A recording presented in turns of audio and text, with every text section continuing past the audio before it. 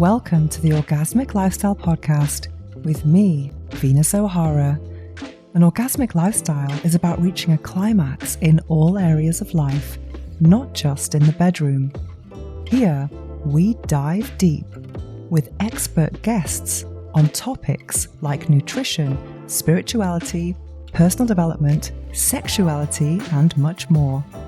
Together, we'll explore lifestyle lessons to help you lead a life that's fulfilling, joyful, and unapologetically orgasmic. I'm your guide, Venus O'Hara.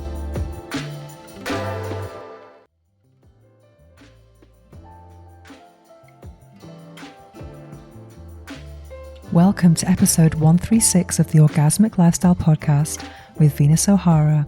In this Harvest Moon episode, we discuss sex education and alternative relationships. We speak with Cyndi Darnell, who is a sex and relationship therapist. I also review the series And Just Like That, which is the continuation of Sex and the City. And the episode ends with a guided meditation with affirmations for alternative relationships. But first, let me share with you some of my own experiences as a sexpert.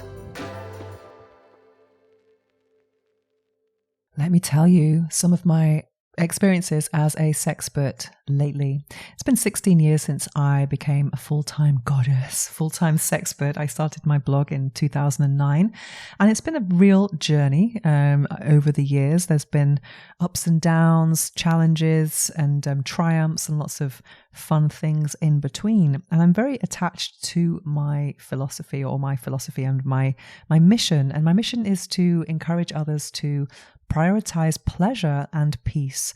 And on this podcast, The Orgasmic Lifestyle, we are going beyond the bedroom. This is about reaching a climax in all areas of life. And currently, I'm just doing sexuality on full moons. The other episodes are related to spirituality, nutrition, lifestyle, personal development, sometimes relationships. And then on the third quarter moon, I'm doing just a meditation, which is a guided visualization. And every guided visualization is kind of like the thing I need at that point in my life. It's very organic and aligned with what's happening in my life personally and what I need at that moment. But anyway, going back to the sex thing, I recently had an experience where someone said that I spoke about sex too much. Well, I am a sexpert, so it's going to happen. But they said it in a way that was about as if it was too much, and as if it was kind of like getting to the point where it becomes the opposite of sexy.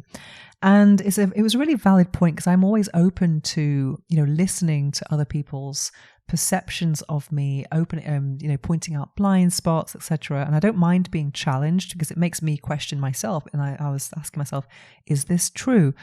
And I kind of really wanted to understand what they meant by that. When people think about sex, they think of something that's private, that's hidden, a little bit taboo, something you're not supposed to talk about. Whereas for me, sexuality is the most vast thing that there is. And the part of, let's say, titillation and orgasm is such a small part compared to what everything is. There's just so much more to it. And someone mentioned an analogy of, I can't remember if it's a well-known analogy, this about if someone, let's say, some blind people touch an elephant and they touch different parts of the elephant. One will say, oh, I touched the leg, I touched the tusk, I touched the trunk. And then they all explain what they touched. And it's very, very different. Whereas if you zoom out and you see the whole picture, you see something very, very different. And for me, sexuality is way more than the act of sex.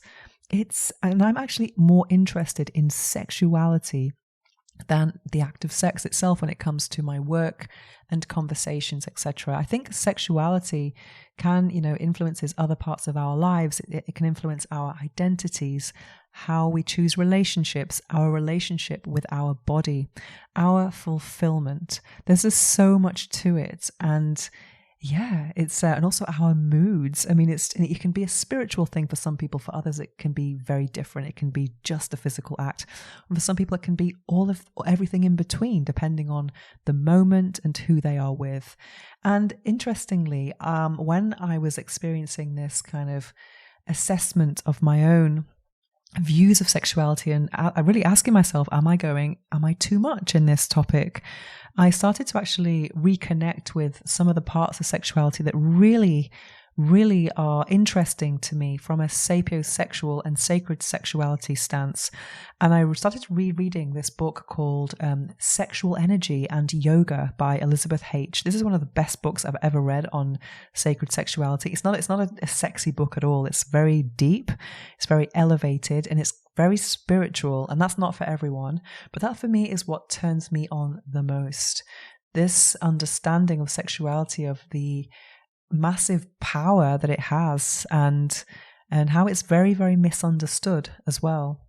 I think when you have a spiritual life, you start to see everything with a different lens, and for me, sexuality has become a more spiritual thing. And I do think the reason why sexuality and sex is so taboo is because it's so powerful, and not many people understand the true power. That's one of my personal opinions. I understand that's not the same for everyone, and everyone expresses their sexuality in their own way, and as they should.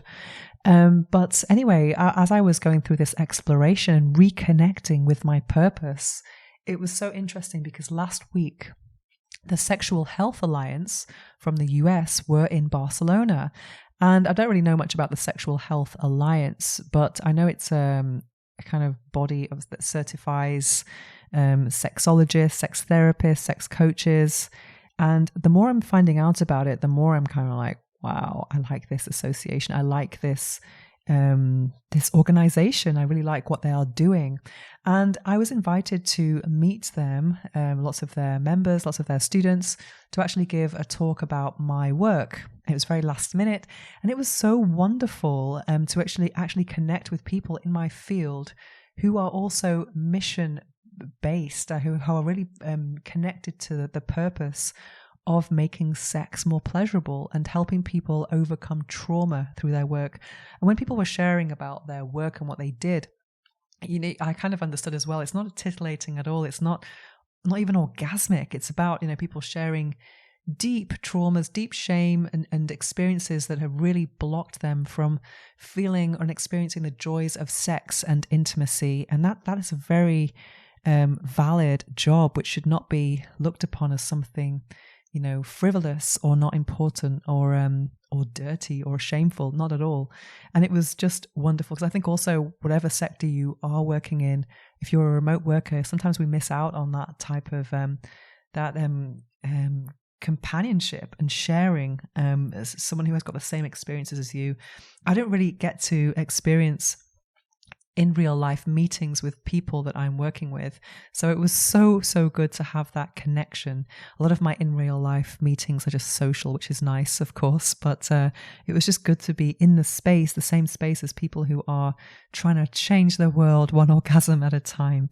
But yeah, so it was, so anyway, from now on, it's just, full moons, we're doing sexuality, and I really want to use this space to interview the top sexperts in the world, which I've done so much of. I mean, we've had incredible people on this podcast, and everyone who comes on this podcast seems to do very well after. There must be some kind of amazing energy here, obviously.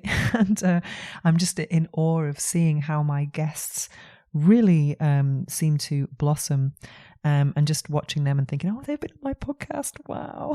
So hopefully I'll be bringing some more people on here. Well, I've got 6 months of content already in the pipeline, from people who really have different approaches to making the world more orgasmic, more pleasurable. And it's really great to see that people are brave enough to choose this topic, because it's not something that's easy. It's gonna, it does create a lot of judgment from some people. And, there are, challenges all the time with censorship and many, many different things that can happen. So it can be very challenging, but so rewarding. So anyway, I wanted to share that little orgasmic reflection with you today, and wanted to wish you all a very orgasmic day wherever you are. Anyway, let's get into the interview for this episode with Cyndi Darnell. What if your pleasure was the portal to your power? My new book, Orgasmic Manifestation, Transform Your Life with Your Sexual Energy by Venus O'Hara, is your guide to using desire as a tool for abundance, purpose, and deep self connection. Your orgasm is more than a moment. It's a message, a manifestation, a mirror of your limitless potential. Available now on Amazon. Link in the show notes below.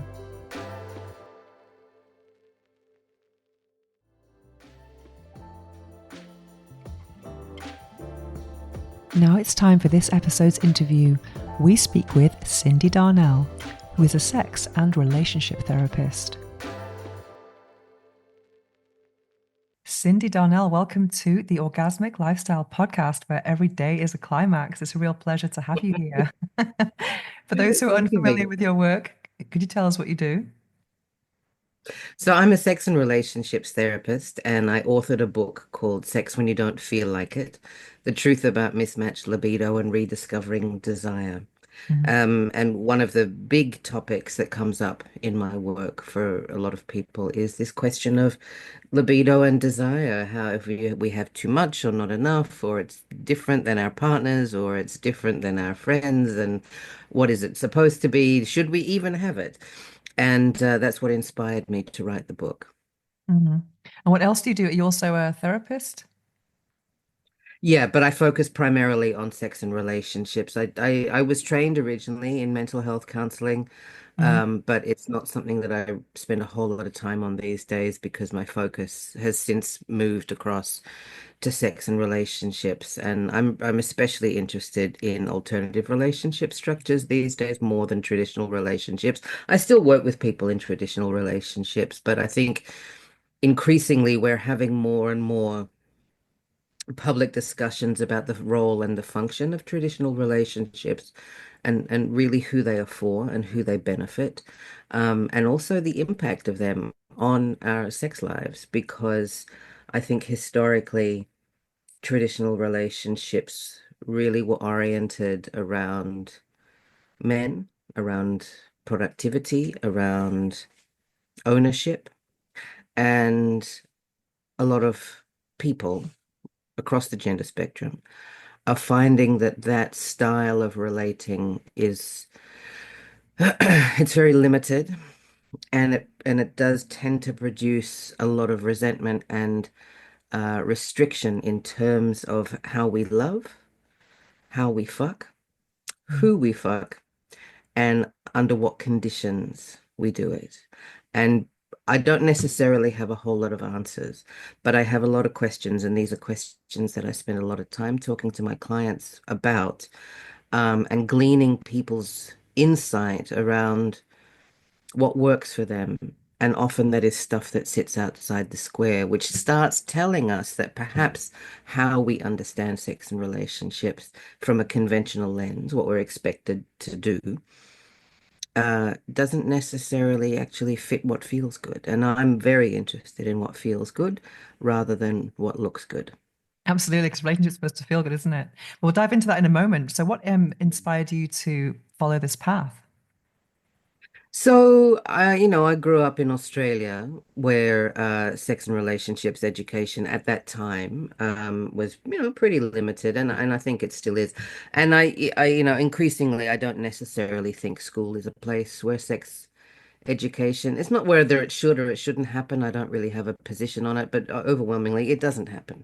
And, with the exception of a handful of countries in Northern Europe, it predominantly doesn't really happen. And then even if it does happen, we understand that sex and relationships exist in this other kind of very broad context that where we learn it through trial and error, we learn it through movies, and increasingly these days we learn it through podcasts and porn, Mm-hmm. which is all fine. But what it means is that we don't have a lot of places to integrate the information that we absorb from online. So I got into this work because, when I was a much younger person, I had a lot of questions about sex that were never answered, that nobody could answer. And back in the day when I first started doing this work, there was no internet, there was nowhere to go to get information. And and I also found it was at that time also really difficult for women to talk about sex because nobody really talked about women and pleasure. It was entirely the role of reproduction. And that has never been of interest to me. I still don't have any interest in fertility and pregnancy and all of those things. I mean, people do it, obviously, but it's not something that I've ever been interested in. And it's certainly not something that I talk about in my work because I recognize it's adjacent to it. And I certainly believe in reproductive rights. But pregnancy is, for me personally, the least interesting aspect of human sexuality. It's interesting because I was brought up Catholic, so it was only about Mm, pregnancy, the right. education that we received. And I remember my Mm. religion teacher saying, a husband loves his wife so much, he puts his penis inside her vagina. Yeah. And then I What a used to load think, of shit that is. and I just thought, when families had 5 kids, they've done it 5 times. And then if they had 2 kids, they've done it twice. So I just thought, it was in guaranteed pregnancy. Right. And on this podcast, I've done about 117 episodes. I've only interviewed one expert on fertility, which is kind of interesting Mm, because that's mm. what people, 50 years ago, that's what it was only about that, really. So the pleasure Well, is a that's what we were construct. Yeah. told that sex Mm, is for reproduction, when I actually think mm, sex is it's almost a religion. It's a mm, spiritual transitional experience. And it can produce life in some contexts if you mm, do it in a certain way with the right, apparatus. But for most people, that's not why they have sex. And so mm, I'm much more interested, and my whole entire work philosophy comes from why we do the things we do rather than adhering to some kind of script about what men are supposed to be and what women are supposed to be. And mm, I don't really care what we're supposed to be. I want to know, what do you want to be? How do you mm. want to show up? So Mm. going back to what you said earlier about alternative relationships, traditional relationships, can you describe what you mean by an alternative relationship? So, I mean, I'll start by talking about a traditional relationship. A traditional relationship is a monogamous heterosexual relationship. We all know what that is. We've all grown up with it, either by association or, just having it shoved down our throats through the media, through the mainstream media, that is this aspirational thing that we should all be aiming for. And then, 10, 15, 20 years ago, lots and lots of Western countries um, adopted variations on marriage equality policies where same-sex couples could get married, which, is great. And what it did do is it gave legal rights to people who deserve them, and it didn't do anything, though, to change or to inquire about the structure of these relationships. It just said people who traditionally were exiled from these rights now get to have the rights. So you get to be as miserable as everybody else. All right, hooray. And I say that a little bit tongue in cheek because I recognize that for a lot of people, the marriage trajectory, especially for younger people, the marriage trajectory is still a very strong influence because we have been told that that is the apex of human desire to be married, to perhaps have a family is this thing. And it's become much more glorified even in recent years with this trend around trad wives and Mm, these hyper masculine influences and all this kind of stuff, that it's all coming from that place of this tradition is how it's supposed to be. mm, But the reality is that even though humans have tried to shoehorn themselves into these structures for centuries, they've never really worked because they've never really been about humans asking themselves, does this fit for me? It's been entirely, for women, it's been about survival. For queer people, it's been about survival. And I think even for actually, honestly, for men, it doesn't really serve men. It serves them superficially in that they get to say, well, this offspring came out of my penis, and mm, therefore all the money that I earn, I can spend on this offspring because it's connected to my penis. But that puts a lot of pressure on men to just be workhorses and to disconnect from their own inner world, their own relational capacity, because they see themselves only as providers because of this idea of hypermasculinity that they've been spoon-fed. So if we're looking at all of this as the traditional relationship model, I am interested in relationship models that are not that. And that could be all kinds of things. So it could be polyamory. Mm, It could be alternative family structures. It could be things like chosen family. It could be people adopting children at an older age or adopting children as a trio rather than as a duo. It could be looking at different kinds of partnership structures that are perhaps not necessarily polyamorous, but just certainly non-monogamous, these mm, kinds of things, mm, where the emphasis is on,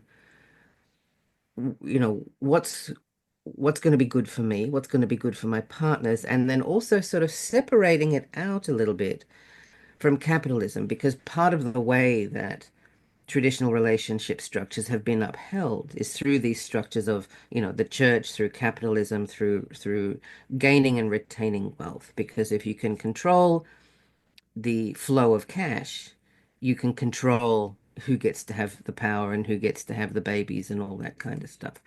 So if you can afford to live well, you can have more babies. And so, a man can sire however many children and perhaps have however many wives and girlfriends, but it's still very much contained in that model. The women, I mean, they get a say somewhat, but really it's entirely about the men having whatever they're having, and the women are still, and then children remain in service to them. And in some parts of the world, that still is how things run. And it's not to say that it's good or bad. I don't necessarily have an opinion. I mean, I question it because it's very much geared certainly just to men, and and that really is a bit boring. But um I'm beyond that. It's not even looking at the opposite of traditional relationship structures, because I think that keeps us stuck in a binary to say, well, if men can have it, then women can have it too, or queer people can have it too. Sure, but why would we want to replicate something that is inherently rooted in dishonesty and inequality? Let's mm, rebuild it from the ground up. That's what I'm interested in. And so for that reason, I don't necessarily prescribe a model that we should all be going this way. mm, But instead, I really invite people to ask questions about the way that they live their lives currently. And does it bring you satisfaction? Is it meaningful? Do you feel that you have connections with the people around you, whether those people are your spouses, your neighbors, your friends, your co-workers? mm. How do you develop connection in your life? Because without connection, what's the point? Yeah. Honestly, like so many people feel so disenfranchised and disembodied because they're not connected to themselves. They're certainly not connected to their spouses. Just because they're wearing a ring and they've got a bit of paper in some dusty drawer somewhere, that's not connection. Mm. And Yeah. yet we are told that that is the aspiration, and we are never given the skills to learn how to connect. And so I'm much more interested. And I find that people sort of in their 40s, 50s, 60s are increasingly interested in connection because they tried the traditional models in their 20s and 30s and went, fuck this, it doesn't work. Mm, But they don't know where else to go. They have this felt sense that something's not quite right, but they stick with what they know because the thought of veering off the path feels confronting. And I understand that it is confronting because there is nowhere else to go. We've only ever been told that there is this one way. But if we dare give ourselves permission to expand the vision just slightly to say, wow, mm, what would happen if I changed the way I viewed relationships? And then perhaps I invited some friends to have those discussions with me. What could, this is all very hypothetical, but what could we make possible? How could my life be different if I dared to follow what felt good rather than what was expected of me? mm, And this, I think, especially in the wake of all of the political upheaval that the world is going through, we have to turn to each other. Pleasure is very political, and I'm increasingly outspoken about this because I think there is to be so superficial as to say, oh well, it doesn't affect me, I'm okay. It's like it's horseshit. It affects all of us. mm, And so we are all ethically, I think, obliged to look at the structures that we live in and say, who benefits from these? Honestly, mm, who are these structures serving? And most of the time, they are not serving the people who are in them. They're serving, some other Mm. governments or banks or parents or, you know, clergy, religious leaders, rabbis, priests, whoever. Also, I And think that when it these just, structures were created, they were created at a time when, life expectancy was very different. So now, absolutely. we're spending, 40, 50 years with some person, and it's very unlikely that you're going to move in the same direction, and it just becomes a victim of habit or a result of habit. And Right, and that's the yeah. thing. And because Mm, that is, an inevitable truth mm, that you're going to grow apart from the person that you married when you were 20, not because you're a bad person, not because they're a bad person, and not because your relationship is a failure. I never describe relationships as failures. mm, Um, but because you're going to expand. I mean, that we're going to change, we're going to grow. And mm, because growth is not encouraged, that staying in the mold like a bird in a cage, just staying as you were, is considered noble. It's considered, you get your rewards if you deny yourself growth and pleasure, that is somehow admirable. And again, it brings me back to who does these structures serve? Why would we live like this? mm. Why do we want a population of miserable beige people? Like, Yeah, what I find is challenging in the relationship sphere is that I think a lot of us we do feel disconnected. I mean, myself yesterday, I mean, the whole of Spain was without power. I couldn't even make a phone mhm, call. I didn't want to go mhm. to the street. It was just I didn't want to go down a dark stairwell. So Wow. how could I even can't send a message, can't make a call, and then you just realize, oh, we are so disconnected. I Mhm. can't even reach out to anyone in that situation. Mm. But I also think that we all crave connection. But I also think one of the big obstacles of finding a relationship, no matter what type of relationship, is the lack of good, positive role models around us. Because a lot Mhm. of people, we all know Mhm. people who have these, insta perfect relationships, but we know in the behind those perfect pictures, there's a lot of, things happening that we don't envy. That's right. So that's been one of my That's big obstacles. It's like, oh my God, looking at what's around me, I'm not really Mhm. that inspired. I feel lucky sometimes. Yeah. Yeah, Mhm. so Mhm. it makes No, it even more difficult, not just lack of happiness, or it doesn't really matter what the structure is. So then creating a new structure is hard to know where the influence from what I want to what's considered correct, because there's that's all these, right. because we're all part of society, and then our families, what they expect from us, it's a whole, Mm. there's a lot, it's so layered. Mm, That's right. That's right. And I think, because a lot of us tend to default to traditional relationships because that's all we've ever been exposed to, even though we know.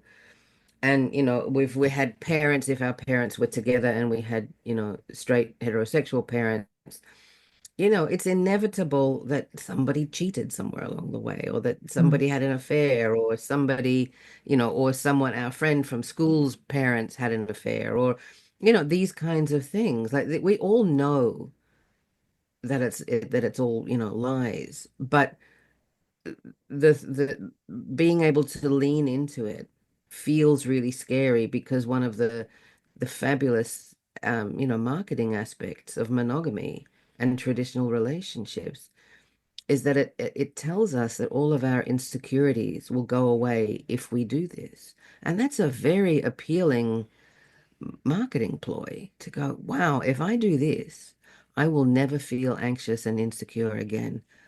I'm sold. Take my money. And mm, so people do it, mm, only to find that it's not really sustainable. And it's not because the model is flawed, although I think it is, but it's because we are not taught the skills to uphold these structures. We are just told, do this, don't question it, head down, butt up, do it, and everything will be fine. And so we are then at that moment taught to cut off from our intuition, cut off from our inner voice that asks us, could there be something different? Not even necessarily more, but just different. mm, What else is possible here? And again, it's about that idea of satisfaction, not that we have to be gorging and having multiple, lovers and orgies and that kind of stuff all the time. I mean, for some people would be ideal, I guess. But that's also not necessarily what I'm suggesting. I also think that actually would be unsustainable.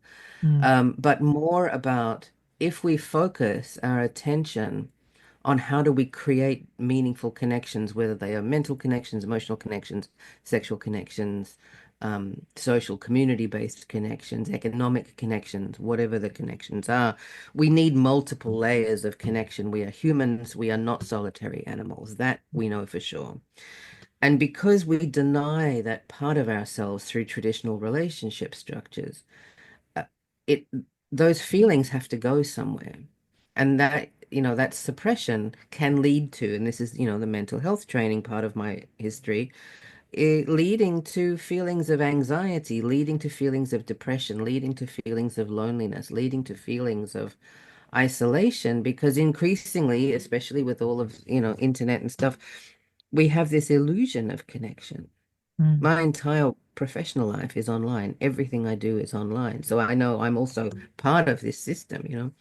Um, I very rarely see people in person. And that is the world that we live in. And so on one hand, there are so many benefits to it, but the shortcomings are that we are increasingly losing connection. This new AI thing, goodness knows the impact that that's going to have on us. I think it's amazing. mm. And I also think it could be really dangerous.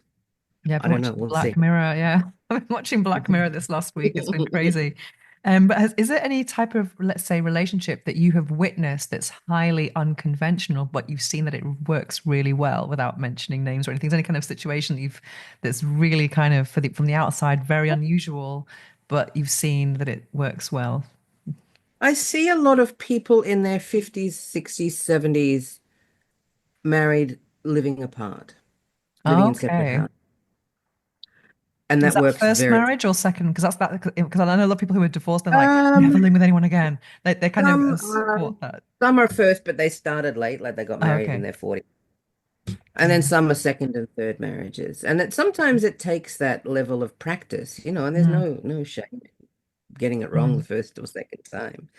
Um, but this is what I mean about, non-traditional relationship structures, that they're ostensibly married, perhaps for tax purposes or whatever, but mm, um, they live in separate houses and they maintain separate lives to a degree. They're very connected. They see each other often and they really invest in keeping the relationship alive. Sometimes they have other lovers, sometimes that's not so important to them. So I see that. mm, And certainly here in New York, where I live, polyamory is very commonplace.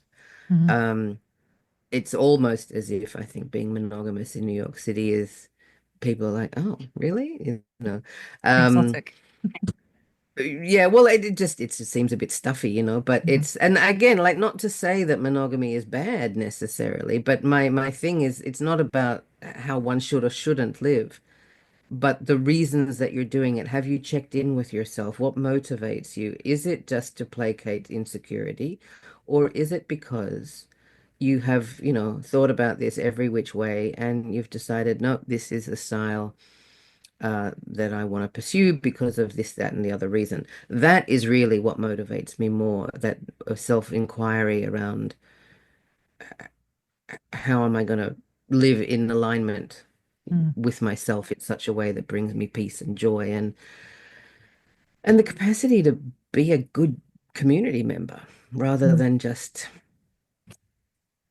playing musical chairs and going, well, I'm 25 and I want to have kids, so I'll just grab onto you and let's do it, which I think is what a lot of people actually do. And then they stay together, not because they're in love or connected or any of those things, but because they're terrified of change. mm, And that's when the mental health issues really kick in. But when apparently we're not allowed to say that. So I mean, I say it obviously because it's my world that I move through. But I see so much of that. So you were asking more about, relationships that work. I do tend to see it more with older people, and I think it's because they've had more life experience. I think it's because they are braver. They are more inclined to throw off convention and say, well, listen, I tried to toe the line for 25 years and it didn't work for me. And so now I'm gonna do it my way, and I don't care what other people think. And that's not to say we should all necessarily be running around being rabid individualists. I don't think that's healthy or helpful. Um, but that part of us that can say, I'm going to buck convention, and if it makes other people uncomfortable, I'm okay with that. But I am doing this because ultimately I am tired of living, um, with my flag only half raised because I Mm, was trying to fit into a system that didn't actually care about my well-being. And I think at some level we do have to then take the bull by the horns and say, this system that I tried to live under made me feel crushed, made me feel unworthy, made me feel, whatever, fill in the blank. And I don't want to live like this anymore. And I want to invest my energy in learning the skills to be the kind of citizen that I want to be. And I think that that is a really valuable pastime because, when we have, and I often think about this through the lens of end of life discussions. mm, When you're taking your last breath, what's going to matter to you? Are you gonna be more concerned about, what your neighbors thought of you, or how you felt in your heart? Were you surrounded by people who saw you in ways that you wanted to be seen? Do you feel like you lived a life that you could be proud of, that was meaningful to you? Or did you just do what you thought you were supposed to do because you didn't want to check in with yourself, or you didn't want to take a risk to say, maybe I could live a different way. I think it's sad when folks get to towards the last decade of their lives and think, oh my goodness, I wasted so much time trying to be, a round peg in a round hole when mm, actually I was a triangle the whole time and I didn't give myself permission to be a triangle. I mm. think that's really, really sad. Definitely. So we touched earlier on fertility, or people having sex to have babies. So what do you think, beyond fertility? What is the purpose of sex? I think it can be whatever you want it to be. I Mm, think for some people it's, mental health medication. mm. I think for some people it's Already better validation, than a lot of things. Yeah, absolutely. you know. It's validation. For some people it's, just like having a beer. Mm, It's just, it's like it's how they kind of can connect. For some people it's a spiritual practice. It's a pathway to another dimension. yeah. It's lots of things to lots of different people. So I wouldn't ever say, it's this. Like Mm, it can be so many things to people. Um, and that's why I think for me, the fertility aspect is, I mean, it's the least interesting part because I'm not interested in babies. Like I don't give a shit about human babies that much. But that makes me sound terribly callous, and I'm not. I love living creatures. I'm just not oriented towards babies and motherhood. I think it's almost fetishized in our culture. But I am very interested in people making meaning of their sex lives. And if for them, sex and motherhood is the absolute pinnacle of their lives and they want to have 500 babies because they can, I would support them in that. mm, I just don't necessarily, certainly I wouldn't say to people that that's what it's for, though. I think that's such a reductive way of thinking about sex, and increasingly too, it's an opportunity for us to explore our emotional world. Sex is the place that our unprocessed emotions go to get processed. So we will meet parts of ourselves through sex that we mm. will not meet in other ways. And I think that that is also a really fundamentally important therapeutic aspect of sex, especially partnered sex. Oh, for sure. Definitely, definitely. I think I read something once in a magazine. I think they had this supplement about the best sex ever, and it was people giving their accounts of their best sex ever. And someone mentioned that it was the day they conceived their daughter. And it was written in such a beautiful way because I can understand, I can empathize with two people who love each other, wanting to create life. I know that in the reality, when people get obsessed, it's like, come on, ovulating. It's not new. It can get Mhm. very mechanical, maybe not so beautiful, but it just sounded, really beautiful, like this love making, person making. It was just really, but then I've also read this book, which is amazing, called No Kids, 40 Reasons Not to Have Kids. And if you're not if you're sure if you've heard of Oh, this book, it's I amazing. don't know. And they list all of these 40 reasons and they don't mention pelvic floor in it. So there's 41 reasons.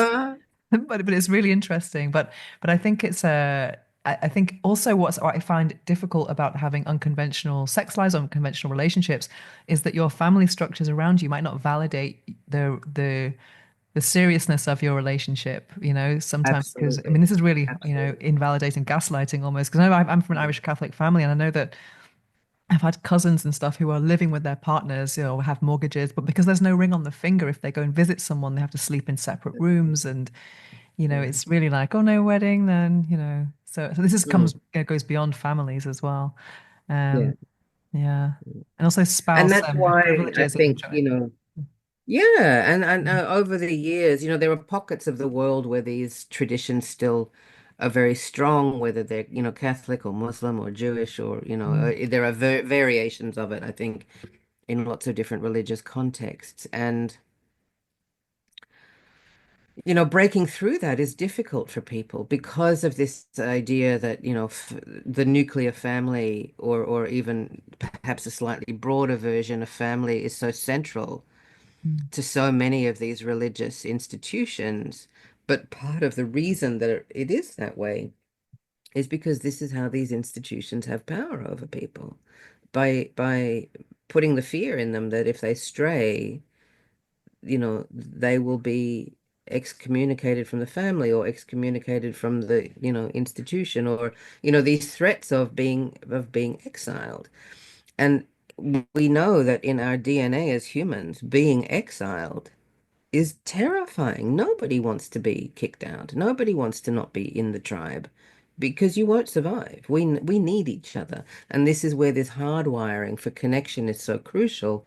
So people will toe the line rather than risk being exiled. And this is why I'm especially interested in the notion of chosen family, that if you are from a blood family who don't respect you, who don't care about you, who want you to only toe the line because it serves them. And they don't care, like, if you're a queer person or you're a transgender person or you're in some other way, unconventional. And the threat is you must toe the line or be exiled.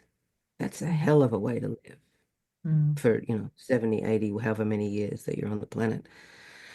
And so a lot of people will stay because the terror of having to remove themselves, extrapolate themselves from their families of origin is terrifying. And then there are those who have to, they get found out being, different, queer, whatever. And then they end up being exiled mm, and they have to find other ways of surviving. And then we end up with like chosen family, which we see in shows like Pose and places where young queer people will gather and form different kinds of family connections. Now, this is not just queer people, people who are ostensibly heterosexual can also find themselves squished into these models because the heterosexuality also exists on a spectrum. It's not just, that all straight people are the same. They're not. mm, Um, and so our erotic proclivities, our, sensual personalities, our longings in life, if we, just something as banal as not wanting to have babies, can for some people be the reason you get kicked out of the family because you just either you can't or you won't or you just don't want to. That can really challenge the status quo of the power dynamic in the family, and you can be exiled for simply not wanting what your family want for you. mm, Chosen family is crucial then, and that is finding maybe partners, but certainly, community, friends who have your back, that if you get sick, if you get cancer, are going to look after you, who if you become unhoused for some reason, you can go and live with them. Like that level of commitment to family, Mm. I think is really important for people whose family of origins are less than ideal, which really is a lot of people. Yeah, A lot especially of here in people. Barcelona, as like big, I'm part of the expat community, and Barcelona is a type of place where that attracts people who are, child free by choice, etc. Mhm. So there ends up being this kind of big community, very tight knit. Even if you don't like someone, you can still ask someone for a favor, and that's a beautiful thing, actually, that someone Mm. will, look after you. And just recently, someone actually passed away, and I just thought it was amazing how people dealt with it and came together and had memorials, and Mm. just even people didn't know this person. It was just this human empathy and connection, and oh wow, this person is not from here, but we're gonna all remember him. And it was really Mm. beautiful to see. Also in the Americans community here, there's a lot of kind of older people, but they don't make you feel like, oh, they've got no kids. I feel sorry for them. They're not alone at all. They have a lot of people Right. around them. So because that's Yeah. another thing about myth of child freedom. Who's going to look after you when you're older? But they could go and live in Australia, or Mm. just don't know. There's no Right. I mean, guarantee. and that's, yeah, yeah, absolutely. And that's the whole thing is having children. And back in the day where people had 10, 15, whatever children because they knew half of them wouldn't survive. They would die from, Mm, you know, polio and the plague and whatever else was going around. Um, and then it was the thing of, well, you would have children because there were no other safety nets. And mm, as communities and larger clusters of people were disappearing, as humans, we did rely on younger people to take care of us. But increasingly, um, that is happening less and less for a multitude of reasons. And we have, most Western countries at least, do have aging populations because we are not having as many children. Um, and I think a lot of that has to do with people really beginning to question these structures and who they serve and how our lives are organized. mm. So tell us about your book. The Ask me a So question the about this. mismatched libido. Why did you find that was a common problem? What inspired you to actually choose Yes, this topic? I think every couple has a mismatched libido. There's not a couple Mm, on the planet who are entirely in sync all the time. That's all part of mm, the lies. Um, so rather than looking at mismatched libido as a problem to be solved, mm, I talk about it in the book as a quest to be seized, and I teach people the skills that they need to navigate the differences in libido to be able to find out how they can create some kind of equilibrium if they can. Some couples can't. mm, And then it's also about being able to tolerate the emotions that come with asking yourself these questions about your desires and sex. That if you can't work it out with your partner, and especially if you're in a monogamous relationship, that does put a lot of pressure on you to, get it right. Um, but if you can't, what do you do with that? mm, Because we can't be going around forcing people to have sex against their will just to keep a relationship going. That's not going to work. Or it's not going to work long term. And then a lot of people who are in relationships where their libidos are mismatched, will also say that they don't necessarily want their partners, forcing it. So it's mm. not that they want their partners to act like they're into it. They want the partner to be genuinely into it. Of course. And so that genuine enthusiasm for sex has to be internally generated, but it doesn't come from being horny. It doesn't come from lube and vibrators. It doesn't come from lingerie and high heels. It comes from understanding what your erotic motivations are, whether they are, physical, mental, emotional, spiritual, financial, mental, like whatever. There are so many layers and ways that we interpret what turns us on that going through the motions of that is crucial before we even get to the horniness part, because this idea, we have this very reductive idea of libido being I'm either horny or I'm not, as if it's this switch, you can just switch it on and off. And horniness is helpful and it's awesome when it happens. It's great, you know. So for people who don't struggle with horniness, then, you know, I'm not talking to them necessarily Mm. right now. They're fine.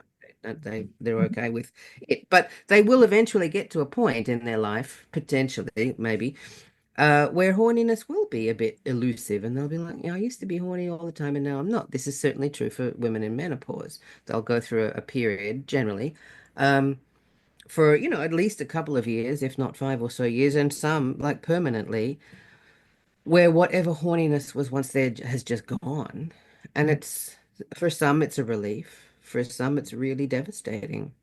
And while things like hormone replacement therapy and stuff really help, and I certainly encourage people to do that if that's something that is accessible to them and their bodies can do it and all of that kind of stuff, I think that stuff is wonderful. But even still, um, for men and for younger people who experience, you know, unreliable, uh, an unreliable relationship with their libido, Mm. it's helpful to understand that sex is so much more and desire is so much more than what makes me horny. It Mm. can be about what do I need in order for my desire to emerge. And so, you know, some of the more mainstream science around it talks to us about this notion of responsive and spontaneous desire, which is spontaneous desire is what we've been marketed through Hollywood and porn, that you are just, you know, in the supermarket and you get a glimpse of the cucumbers and all of a sudden you're like, oh my God, you know, David, and I'm ready to go. And that's spontaneous desire, and that's fine. Like, you know, that happens to some people some of the time, but it's not reliable and it's pretty infrequent.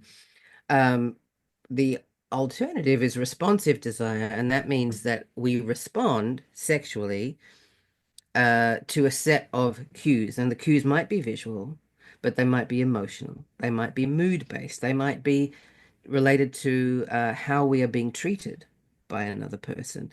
They might relate to how we feel about ourselves. When we look in the mirror, do we feel like we look good or not? It might be related to our hormone cycle. It might be related to, have we drunk enough water? Mm. Dehydration can really kill your libido. It might be related to illness. It might be like there are so many things that impact our ability to show up sexually. And so I think this very mainstream view of desire as this thing that, you know, the right vibrator and the right lube is going to solve all your problems. Mm. That's not even in the ballpark of the stuff that I have researched. Vibrators and lube do nothing for people, again, who are disconnected from themselves. It comes back to this thing of connection, of knowing what gets you, you know, in the mood.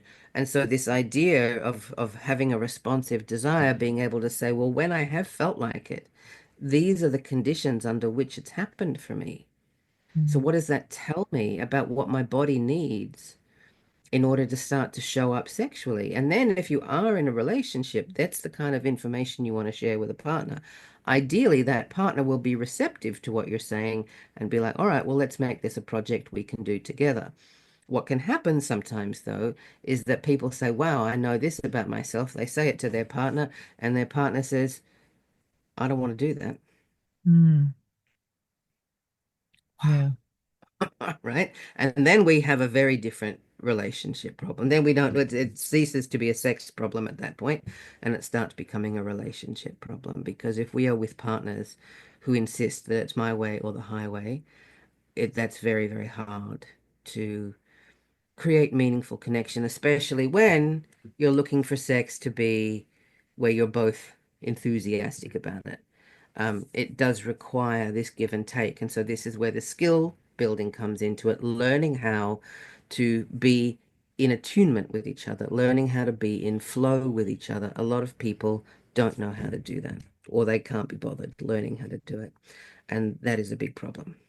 That's also So a a lot of big women problem for even teaching just in the people that. relationship or the emotional sphere. You've got to be both Mm, devoted to the relationship, not just, that's exactly you right. know, I think that's Yeah. the most important thing. And then when you don't have that, or it's just one person initiating all this growth, then it just feels very lopsided. And I've been in situations where on both sides where I was the one wanting more sex, and then I've always been also been the one kind of giving excuses, and it was kind of I had a lot Mhm. of pressure, you know, being a sexpert. You know, people assume you want to have sex all the time. And then Yeah. I was thinking I'd rather have sex myself, you know, rather than with this person. Right. And that's And the thing. it's It, very it hard. And then there's also the times of the pressure is day, on. you know, sometimes you might want more daytime and they don't. And then, so there's just so many things that can influence it. Yeah, Hmm. absolutely. All of that stuff Hmm. has an impact. Did anything surprise you in your research on this topic? Anything that really surprised you that you didn't know or you wouldn't have thought? Um, Not so much that it surprised me, but I mean, having it affirmed through science, it's a little bit of like, we sort of had a hunch that it was always like this. But because the historical models of talking about libido were very kind of male centric, and it was, this is what normal sexuality is, and it was this sort of, spontaneous, the Masters and Johnson model of the excitement, orgasm, Mm, plateau, resolution thing, which we know now is not true. That is not how human sexuality works. Yet, really, in the medical model, that is still the model that most doctors think about. So when they're prescribing Viagra and whatever else, that is the model that is traditionally still used, even though we know it doesn't really apply. It certainly doesn't apply to women, and it mostly doesn't even apply to men. But it was the model that became very, very popular. So as we understand more about different styles of arousal, such as, this responsive and spontaneous thing, but also the research from Rosemary Basson that came out about 25 years ago now, where she was the one who came up with this idea of arousal and desire being circular rather than linear, and that, desire can inform itself depending on what mental and emotional state we're in, that expecting that I'm just going to be horny as if by magic, and then I'm going to start having sex, that style of being in the mood doesn't really work for a lot of women, that sometimes we have to kind of start moving in the direction of sexy times, and then the desire comes after, but only if the type of sex that's being offered to us is of interest to us. And a lot of the time, if the sex that's being offered to us is not for our pleasure, which most of the time it's not, um, it can be very, very hard then to find desire if the sex that's being offered is really not what your body is hungry for. And then you say, actually, I would like this. And this may be not even sex, mm, but a partner who's like, well, no, I want to do oral sex on you. I want to give you pleasure. And she'll be like, but I don't want that. And mm, he's like, no, but I want you to have pleasure. And she's like, yeah, but that's not what brings me pleasure. I'm trying to tell you that this is what I want. And he's like, no, but I want to eat your pussy because that gives you pleasure. And she's like, you're not fucking listening to me. So, a lot of that is really this idea of, what is pleasure is incredibly subjective, but we are told that pleasure is orgasms and oral sex and all that kind of stuff. And, it can be that, mm, but for a lot of people, it's not. So this is where, was it surprising to me? No, but am I constantly slamming my head into a wall, explaining, especially to heterosexual men, that what they think is pleasure is often not how their wives and girlfriends experience it. And if you choose to not listen to the feedback you're given, that makes you a not very good lover, mm. Listening's super important. Yeah. really. A couple of quick And they're questions like, to no, ask but I everyone. want to eat pussy. And it's like, well, you can, but if she doesn't want it, it's not for her, it's for you. And you're Mm. being annoying and a sex pest. Stop it. A couple of questions to ask everyone. What's the book that changed your life? Jack Morin, The Erotic Mind, the best Okay. sex book ever written. Oh, wow. Incredible. It came out in the 90s. I think it's still in press You certainly can get secondhand copies around. Um, it's dated now. The language is a bit kind of, not old-fashioned. I mean, it's of its time, 20, Mm. 35 years ago. But his insights were so ahead of their time. Like that is the book I think that informed people like Esther Perel. So much of what she talks about is borrowed from Jack Morin. He was the original thought leader around the way that contemporary sexologists formulate desire. He's incredible. Well, was. He's passed away now. I'll check it out. What about a phrase or an affirmation that you live by? I don't have any. Okay. I'm not into that kind of stuff personally. Mm. I'm much more, how am I feeling in the moment? I don't have any rules. I mean, I guess a value that I live by rather than a phrase or an affirmation. A value that I hold is don't be mean. Okay, that's good. I really endeavor to not be mean. I can be powerful and I can say things that ruffle people's feathers, but I never do it from a place of intending to cause harm. I think the intention to cause harm is very dangerous. And so I try to be very, very mindful of not being mean. Great, good intention. So where can people find you? My website, cindydarnell.com, CyndiDarnell.com. Perfect. Well, thank you so much for joining us on the Orgasmic Lifestyle Podcast. It's been a real pleasure. You're welcome. The series I'm watching now is And Just Like That, which is the continuation of Sex and the City. If you've not watched it and you are intending to watch it, this may contain spoilers, so fast forward until the meditation if that's your case. Anyway, going back, I wanted to talk a little bit about Sex and the City and how it has impacted me. Sex and the City has had such a huge impact on female sexuality over the years. And I must confess, because of my own life, I had no TV for many years. I've lived in France and Spain, so I was a bit disconnected from Anglo-Saxon media culture for a long time. But I have seen some episodes of Sex and the City randomly. I've not watched it as a continuous series. I'm familiar with the characters, and it's interesting because I don't think you need to watch it from start to finish to actually understand and appreciate the episodes. I'm sure there's a deeper appreciation if you do that, but as a sex writer myself, I really started to appreciate it more when I was writing for El País, which is Spain's biggest newspaper. I used to have a weekly column there, and it was really kind of similar to Carrie's experience, which is, every episode had a theme, and it was a column of hers, and it was reflecting something that she had lived in real life. And that's kind of like how mine was as well. So I really did appreciated it from that angle, and also the experience of being an author. But it hasn't really transformed our perception of female sexuality, and I really did love the conversations that the four friends had when they were sharing some of their dating experiences.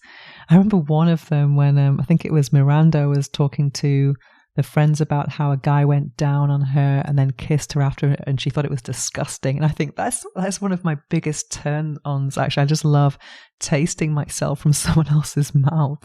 I just think that's a really big turn-on. But it's interesting how, one of them had an experience, shares it, and then the others will share maybe opposing opinions, so you're getting a bit of a taste of different expressions and desires of sexuality, all mixed with complicity and humor. And of course, like many people, Samantha Jones was my favorite character, not just because of how liberated she was, but just the humor. And I think it's very admirable when you see someone who is very comfortable in their skin and confident.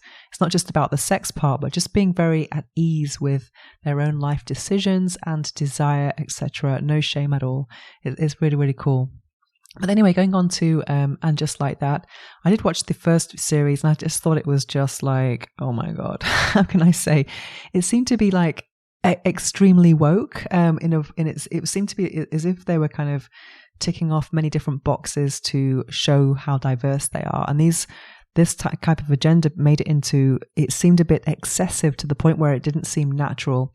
Whereas this last series, the third series, seemed like a more organic representation of a diverse society. I think there were some boxes which were not ticked or not represented, but in general, it seemed to be a bit more seamless, a bit more organic, and not so much kind of having some kind of agenda. It seemed better anyway.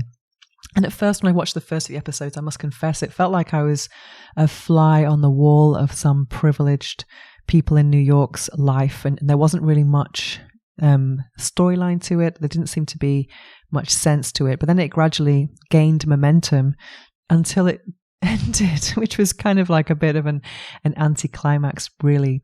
But some of the dynamics that I found interesting was some of the new characters. I think it was Seema. She kind of grew on me, and I really liked her relationship with this guy who was a gardener, and he's kind of like the guy I would like to.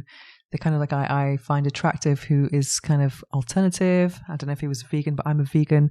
And also I don't use deodorant. I use that rock crystal sometimes. A lot of the time haven't used deodorant for many years.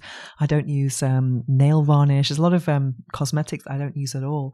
And just a little side note on that. I was with friends the other day and they were all talking about their brow ladies and their lash ladies and all of these different things that they do. I don't do any of that. I'm just as natural as can be. Well, not completely, but yeah, it seems to be it's a bit of a side note, but I think it's nice to find someone who shares those that philosophy on natural cosmetics anyway. I don't know if those guys are out there in real life, but hopefully they are somewhere. But going back to Sex and the City, I cannot ignore the amazing episode, which was I think it's from the first season, called The Turtle and the Hare, where Charlotte, who's the kind of goody two-shoes, gets a pink rabbit vibrator. And this episode was really put the rabbit into the mainstream. And I think that was, we have to thank that episode for making rabbits so popular. And it used to be the biggest selling sex toy of all time, until the Satisfyer Pro 2 came out, which is, kind of air pulse stimulator, which is a different type of technology. But until then, it was the rabbit for such a long time. And it was a really interesting episode where she kind of got addicted to it and then was kind of cancelling plans to stay in and use the rabbit, which of course is a bit extreme, but it was very funny, and it did definitely put the rabbit on the map. But going back to some big spoilers of And Just Like That, I think it was interesting how the ending was her, Carrie, ending up alone. I think that's a very powerful storyline, because it could be very predictable where she would meet the perfect guy and it's happily ever after. Which kind of, is a message of, we need a guy to be happy, which of course you don't. I think it's all about adding value to your life. I always say that, our life should be like a cupcake, and, a relationship's like the cherry on top. It makes the cupcake a little bit nicer, but it's not necessary for the enjoyment of the sponge, if that makes any sense. And also it's something else I loved in And Just Like That is, she had this really hot neighbor living below her, this British writer who's very wearing corduroy and smoking a pipe, which is obviously not cool, but this I kind of like that intellectual British guy, middle-aged, and a bit of a ironic or sarcastic humor, which is something that I do love about British mentality. And it was kind of nice to see that type of representation of an interesting man. It was very nice, and I was thinking, are they going to end up together? Maybe the romantic part of me was thinking that, but that didn't happen in the end. But anyway, it was entertaining, to say the least, and it's just when it gathered momentum, it kind of ended. So I know lots of friends of mine who are big Sex and the City fans, and they were crying at the end, but I was not crying. But maybe I will go back and watch it from the beginning just to appreciate the whole series and everything it's done for female sexuality over the years.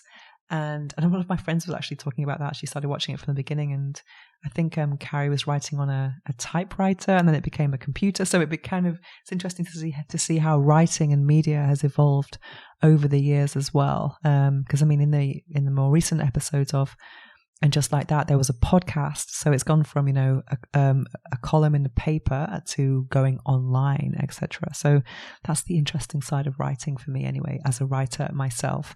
But anyway, it's always good to watch something that's kind of entertaining and can take you away from your daily tasks and have a little bit of escapism before bed. That's how I like to use HBO, Netflix, and alternatives anyway. But anyway, that is And Just Like That. And next time I'll be reviewing a book, because right now I am kind of between books, but I'm looking forward to having more to say about the book I'm currently reading, which I will reveal in the next episode.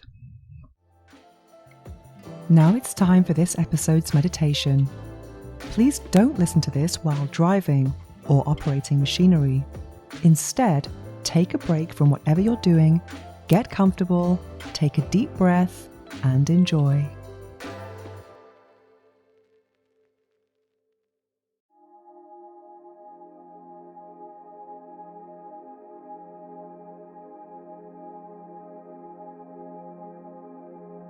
I am open and honest in love. There are many ways to love, and ours is uniquely ours. I am clear in expressing my needs. I am worthy of respect and reciprocity. I communicate my needs clearly, openly, and with love.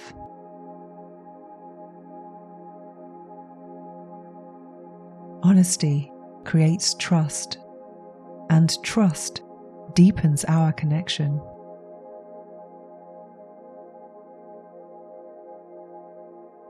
I am free to define relationships on my own terms.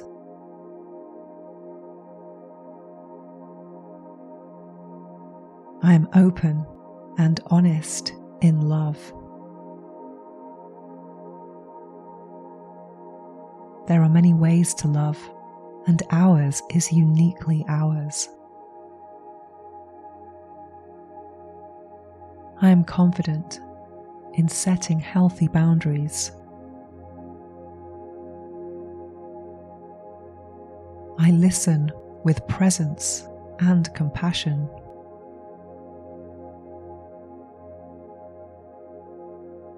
Every conversation brings us closer to understanding each other.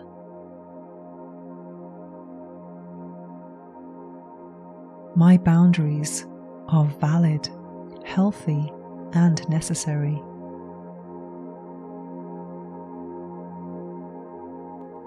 I am free to define relationships on my own terms.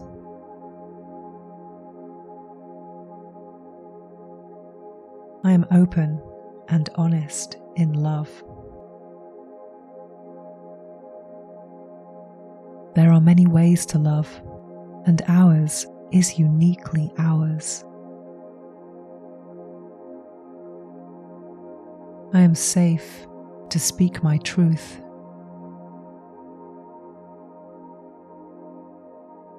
I can love deeply while still protecting my energy.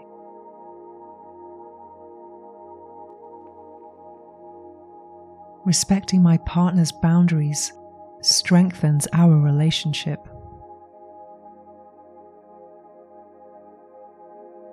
Boundaries are pathways to trust and freedom.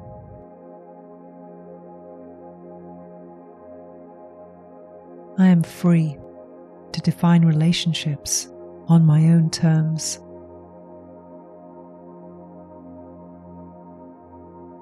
I am open and honest in love. There are many ways to love, and ours is uniquely ours. I am whole, and love adds to my wholeness.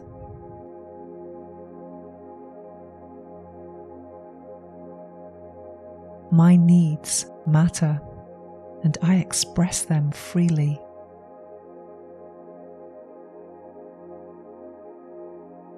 Our relationship allows space for individuality and togetherness. Love is expansive, and our way of loving reflects that truth.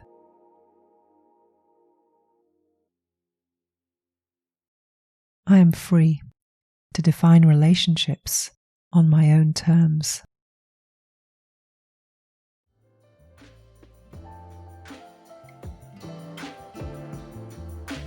If you enjoy the affirmations and meditations I share here, you will love the longer versions I've created on Insight Timer, the world's #1 meditation app, available in the App Store and on Google Play. Every Friday, I release a brand new guided practice on topics like love, health, wealth, motivation, abundance, and many more things, all designed to help you relax, recharge, and realign. Just search for Venus O'Hara on Insight Timer or follow the link in the show notes.